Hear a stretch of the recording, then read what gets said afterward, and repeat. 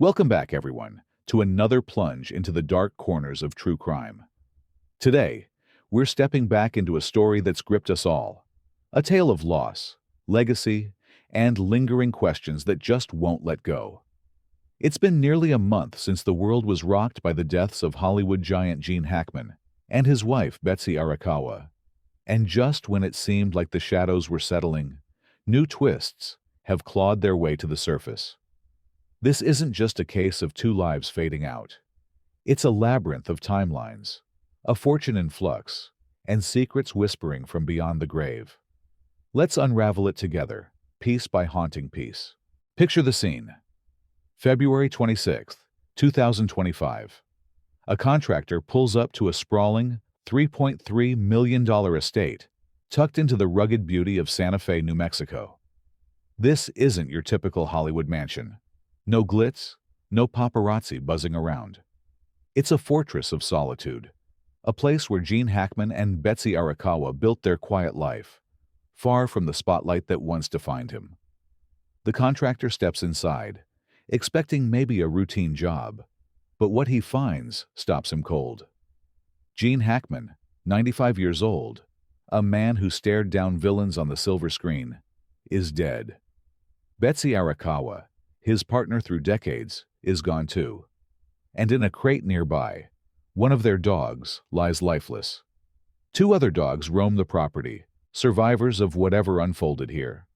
No security cameras, no nosy neighbors, just a stillness that feels almost suffocating.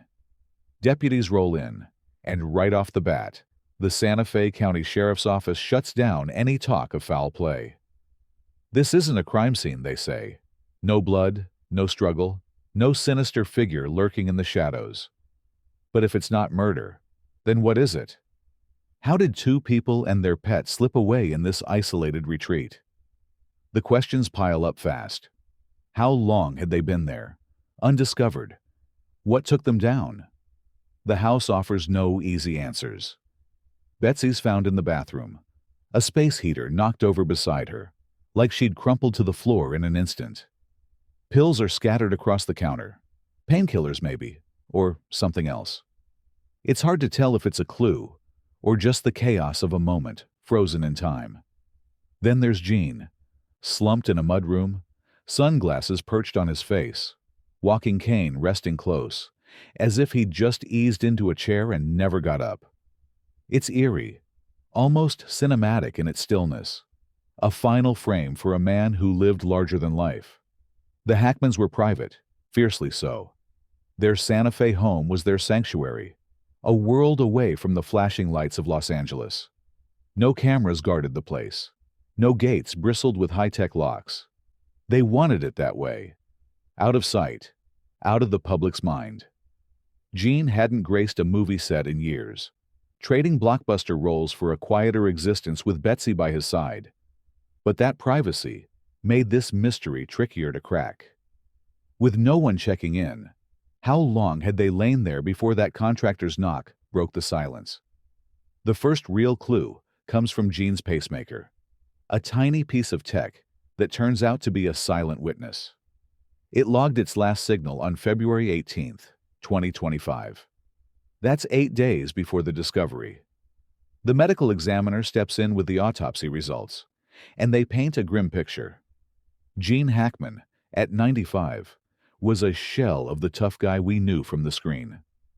Cardiovascular disease had gnawed at his heart, and Alzheimer's had clouded his mind. His body gave out under the weight of time and illness. A slow fade for a man who once commanded every room he entered. Betsy's cause is stranger, more unexpected. She'd contracted hantavirus, a rare and vicious infection carried by rodents. It starts like a flu, fever, aches, fatigue, but can spiral into something lethal. In New Mexico, it's a ghost of a disease, with only 156 cases in the last 50 years. Yet over 4% of those who catch it don't make it out alive. Betsy was one of them. Now, let's dig into Betsy's final days, because this is where the story takes its first sharp turn. Early reports from the sheriff's office pinned her last moments to February 11th. They pieced together her movements that day like detectives chasing a specter. She sent an email to her massage therapist at 11:21 a.m., casual and routine. Between 3:30 and 4:15 p.m., she's at Sprouts Farmers Market, maybe picking up groceries for the week. From 4:12 to 4:20 p.m., she's caught on surveillance at CVS, grabbing who knows what. Then, around 4:54 p.m., she stops at a pet store, likely for those dogs she and Gene doted on. At 5:15 p.m., her car's remote clicks her through the gate of their exclusive community. After that, the trail goes cold. Emails pile up in her inbox, unopened. Her phone stops pinging. The assumption? She didn't make it through the night. But then the cell phone records land, and they blow that theory apart. Betsy was alive on February 12th. She's on the line with a local health clinic, voice strained, asking for help. She mentions congestion, nothing more. No gasps about chest pain or struggling to breathe. Just a woman battling what she thinks is a bad cold. She'd booked an appointment for that day, but canceled it on the 10th, telling them she had to stay home with Gene.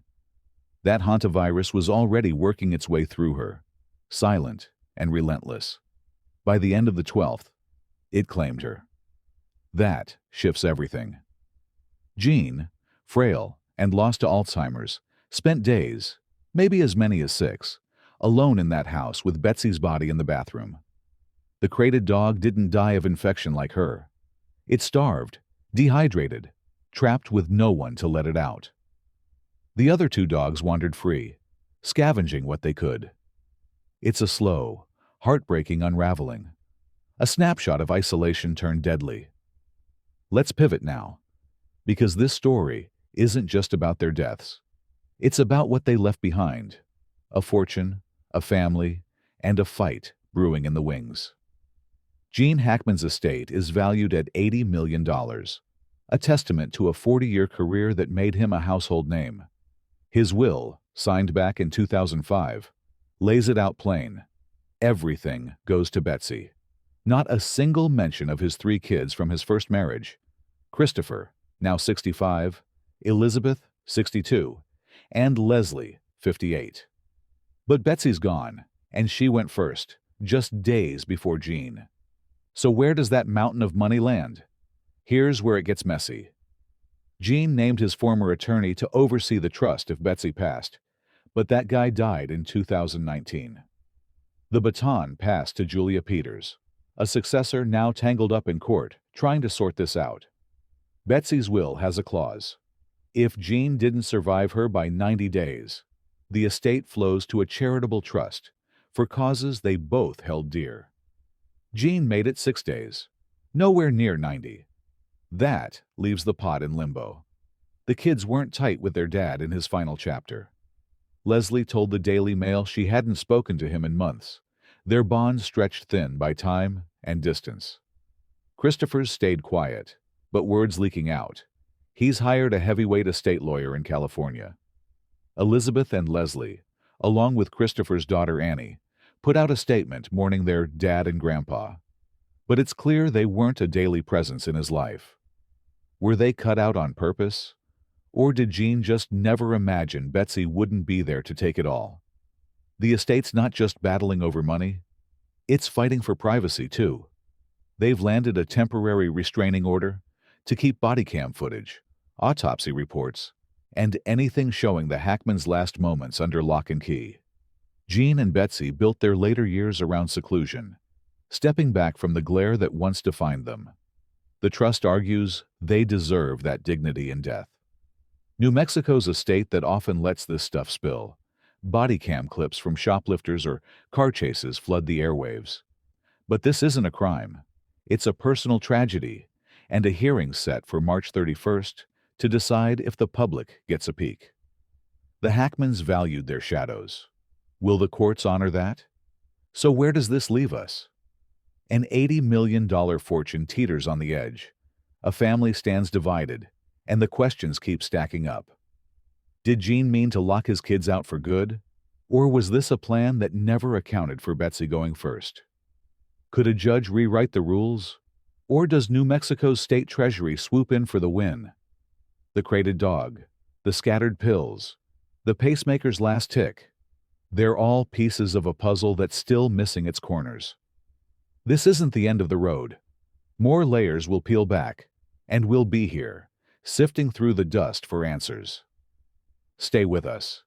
The truth's out there, and we're not stopping until it's in sight. Until next time.